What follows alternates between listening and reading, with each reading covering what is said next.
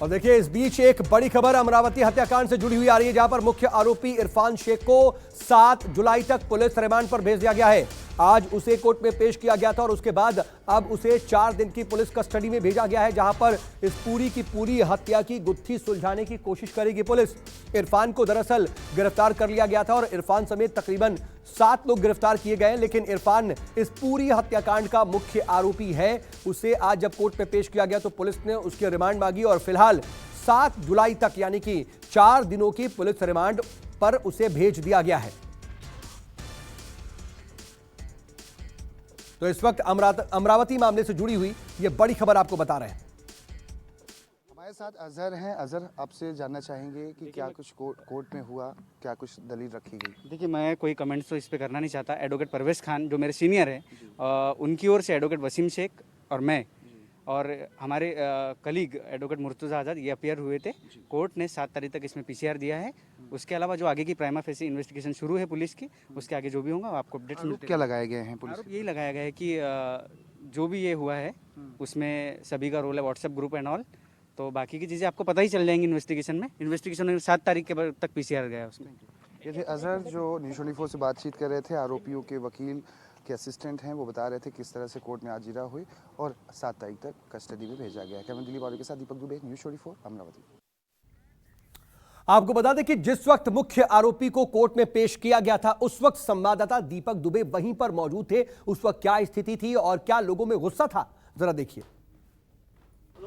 उमेश कोले हत्याकांड मामले में इरफान शेख को गिरफ्तार किया गया, उसे कोर्ट में प्रोड्यूस किया गया था। यहाँ पर सीधी तस्वीरें हम दिखाने की कोशिश करते हैं। आरोपी को भारी सुरक्षा बल के बीच यहाँ से लेकर पुलिस निकल रही है। कल ही इसे इरफान को गिरफ्तार किया गया था। ये मुख्य आरोपी है इस पूरे मामले में। इरफान शेख को हम दिखाने की कोशिश करते हैं कि किस तरह से ये आरोपी यहाँ पर मौजूद है। इरफान शेख वो शख्स है जिसने कई लोगों को रेडिकलाइज किया था और इसके साथ साथ पूरी एक गैंग बनाई थी, जिसकी वजह से इस पूरे हत्याकांड को अंजाम दिया गया। इरफान शेख के बारे में आपको बताएं कि ये यूसुफ जो शेख था उसके संपर्क में था। यूसुफ वेटरनिटी डॉक्टर है, वो उमेश कोले के संपर्क में था, उसका दोस्त था, उसका करीबी था, उससे जानने वाला था, 16 सालों का दोस्त था। और यूसुफ जो था वो उमेश कोले के ग्रुप में शामिल था। वहाँ पर जो भी फॉरवर्डेड मैसेज थे उसे इसने इरफान तक पहुंचाया। इरफान जिसे अभी गिरफ्तार किया गया है, कल रात को कोर्ट में प्रोड्यूस किया गया। 17 तारीख तक इसे पुलिस हिरासत में भेजा गया आगे की जांच के लिए। यूसुफ ने इरफान को बताया, इरफान ने एक बैठक बुलाई। 16 तारीख को एक बैठक हुई जिसमें इरफान, यूसुफ सब शामिल थे।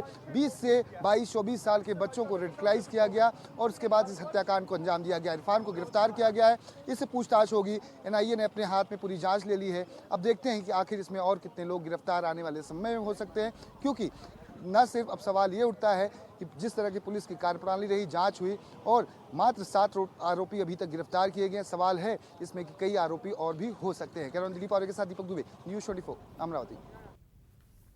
इधर अमरावती में केमिस्ट हत्याकांड के मास्टरमाइंड को गिरफ्तार कर लिया गया है और पुलिस ने इरफान खान को गिरफ्तार किया है, जो कि एक एनजीओ चलाता था। बता दें कि एनआईए ने एफआईआर दर्ज करके पूरे मामले की जांच शुरू करती है। पूरी जो घटना हुई है उसकी अलग अलग स्थिति की जरा तस्वीरें आप देख लीजिए। बाइक पर सवार 2 आरोपी सीसीटीवी में कैसे नजर आए, एक आरोपी पैदल पैदल जा रहा था। 7 आरोपी अभी तक गिरफ्तार हुए हैं। कुछ सोशल मीडिया पर वीडियोस भी सामने आए हैं जो वायरल हो रहे हैं। उदयपुर जैसा ही कांड ये बताया जा रहा है। उमेश कोले की हत्या हुई, ये केमिस्ट थे, लेकिन बताया जा रहा है कि ये प्री प्लान मर्डर था और बाकायदा निशाना बना करके उन्हें मौत के घाट उतारा गया। लेकिन वारदात के कई अलग अलग सीसीटीवीज भी सामने आए हैं। महाराष्ट्र के अमरावती में एक शख्स की हत्या महज इसलिए कर दी गई कि उन्होंने नुपुर शर्मा के समर्थन में पोस्ट किया हुआ था और उसी को लेकर गुस्साए हुए आरोपियों ने उनकी निर्मम तरीके से 21 जून की रात को हत्या कर दी। इस वक्त हम मौजूद हैं अमरावती में उनके मेडिकल शॉप पर मौजूद हैं। 54 वर्षीय उमेश कोले लगातार नुपुर शर्मा के समर्थन में पोस्ट कर रहे थे और उससे ही आक्रोशित होकर गुस्से में आकर इस पूरी हत्याकांड को अंजाम दिया गया। ये है उमेश कोले का medical shop, Amit medical shop, जहाँ पर वो 21 जून को 10 से 10:30 बजे करीब में रात में यहाँ से अपना मेडिकल शॉप बंद करके निकलते करते हैं। उनके बेटे जो सीधे तस्वीरों में आपको दिखाई पड़ रहे हैं, संकेत, अपनी पत्नी के साथ उनके पीछे पीछे निकलते हैं और जैसे ही वो यहाँ से महज 2 से 3 मिनट की दूरी पर पहुँचते हैं, आरोपी घात लगाकर बैठे रहते हैं क्योंकि रेकी पहले की जा चुकी थी। उनकी चाकू मारकर गले पर हत्या कर दी जाती है।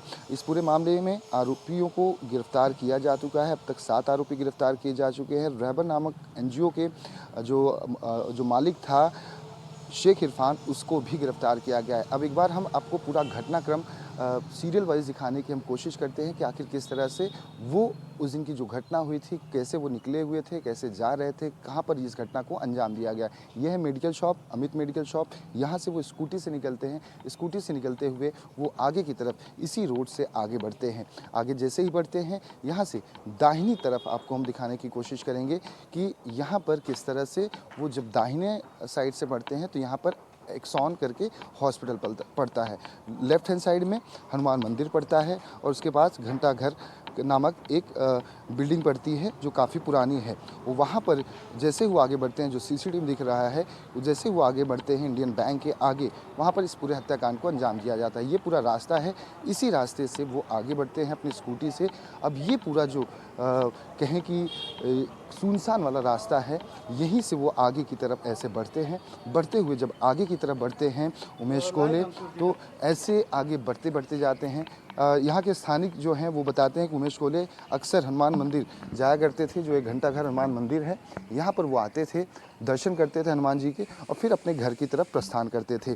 आरोपियों को पता था कि वो कितने बजे आते हैं, कितने बजे जाते हैं, उनके मेडिकल शॉप पर कौन कौन मौजूद रहता है। तो ये रास्ते से उमेश कोले अपनी स्कूटी से जैसे ही आगे की तरफ बढ़ते हैं तो ये एक्सॉन हॉस्पिटल पड़ जाता है। बाईं साइड में ये हनुमान जी का मंदिर आपको हम दिखाने की कोशिश करते हैं। ये हनुमान जी का मंदिर है। यहाँ पर वो आते हैं, जैसा कि बताया जाता है कि वो दर्शन करने के लिए आते थे, 2 मिनट रुकते थे, दर्शन करके चले जाते थे। ऐसे ही आगे की तरफ बढ़ते हैं एक्सॉन हॉस्पिटल से।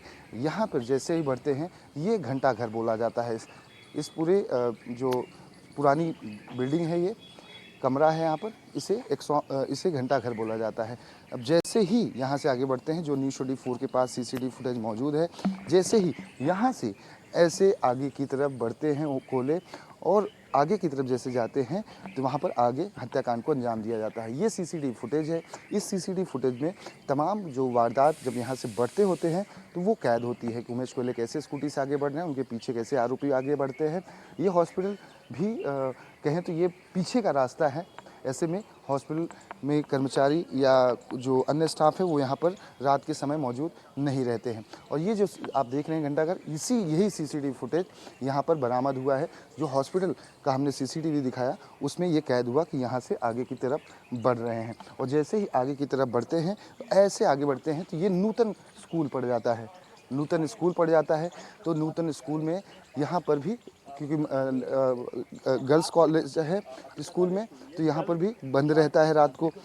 और रात को जब बंद रहता है तो इसका फ़ायदा उठाया गया। ये एक खाली रास्ता है, एक खाली मैदान है, यहाँ पर भी कोई नहीं रहता। सामने की तरफ स्कूल है, यहाँ पर भी कोई नहीं रहता। और जैसे ही आगे बढ़ते हैं उमेश कोले और यहाँ से महज 50-20 मीटर की दूरी पर उनकी हत्या को अंजाम दिया जाता है। ये इंडियन बैंक है।